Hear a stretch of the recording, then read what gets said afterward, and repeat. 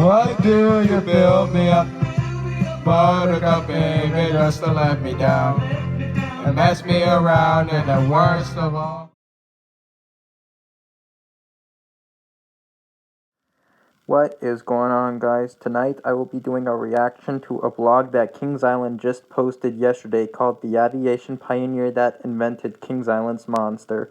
And EB sent this blog to me. That's how I found out about it. So I'm pretty excited to do this blog reaction. And so anyways, let's just get reading already.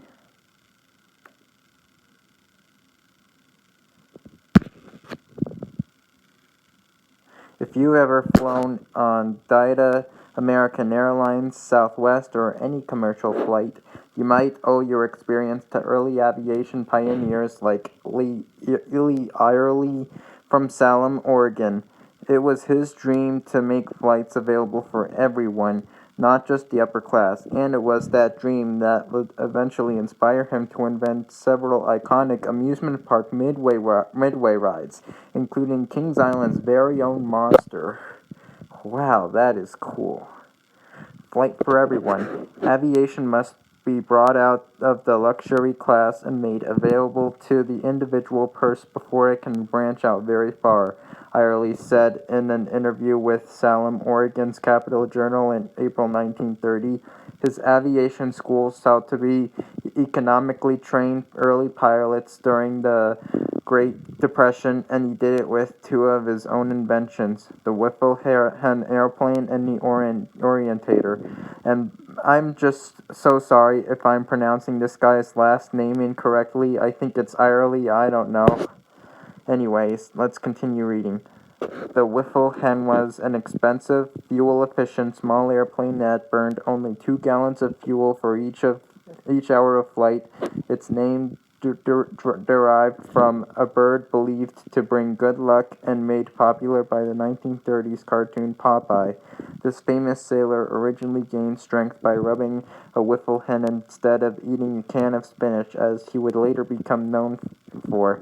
Perhaps the more important invention, the Orientator, was a ground-based flight training device with a small airplane suspended inside what looked like a giant turning fork.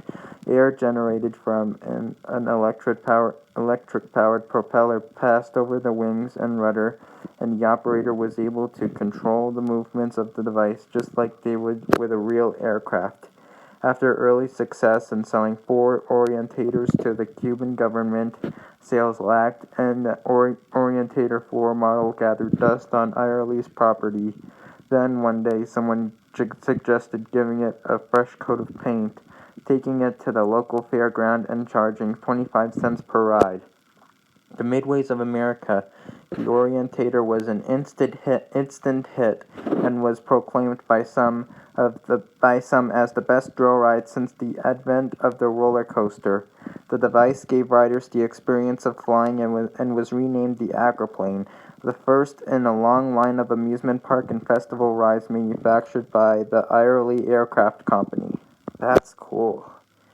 The Orientator, aka the Acroplane. See the Acroplane featured in the 1933 movie The Skyway. I'm not going to play that YouTube video, by the way. Irely developed and patented some. I'm sorry if I'm pronouncing the word patented incorrectly. Many amusement rides which would become common at Carnival Midways, including the Lupo-plane, 1933, the Rollo-plane, the Flyo-plane, and the Rocco-plane, 1947. But arguably their most popular design was the Octopus, which resulted in later variations, the Spider and the Monster.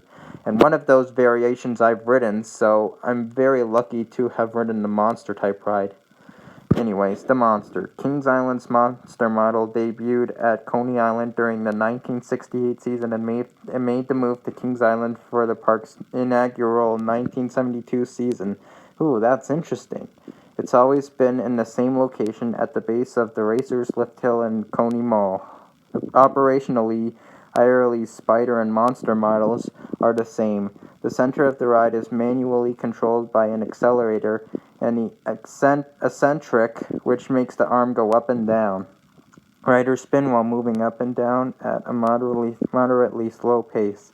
Each car spins while the ride's giant arms move up and down in a circle.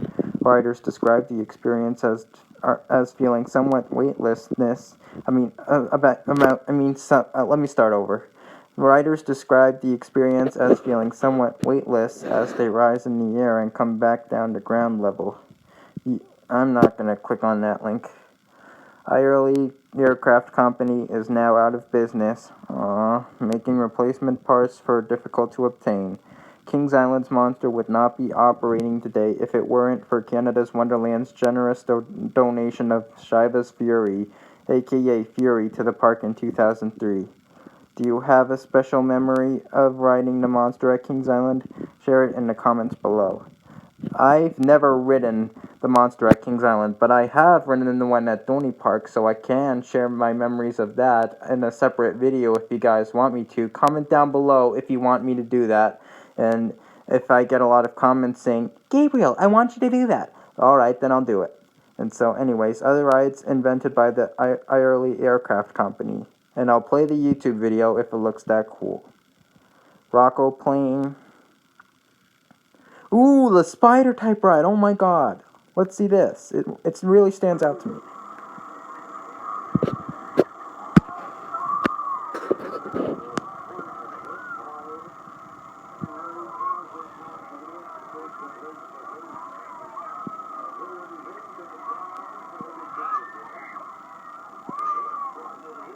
Whoa, this ride looks lit.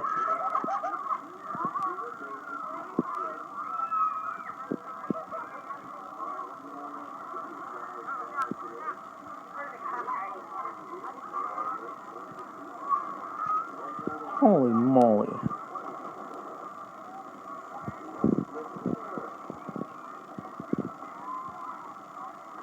I'd love if the spider type model was installed more often. This looks so surreal. In fact, I really want to get on one now for some reason.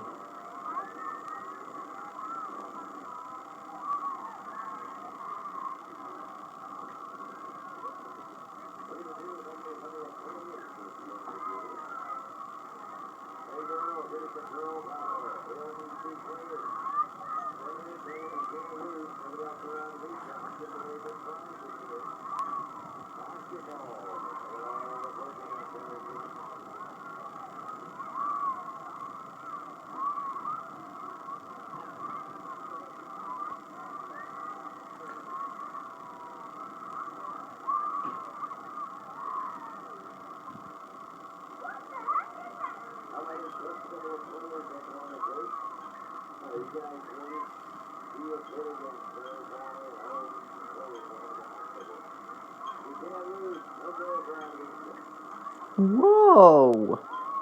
Just when I thought it was going to slow down, it did another cycle. Oh my god.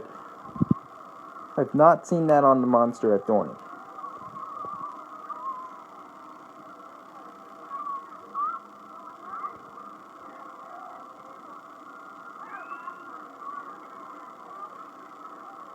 Yo, this ride keeps on going, man.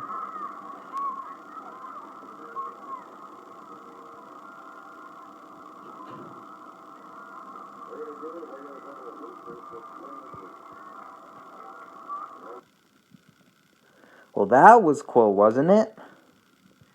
Here's the Lupo plane type ride. I'm not going to play that YouTube video because I've seen it on RCT3 all the time when I add rides. When I used to add it to my parks before I got the Kamikaze download. And here's the Rolo plane. I've seen a ride like that at Knoebel, so I'm not going to play that video.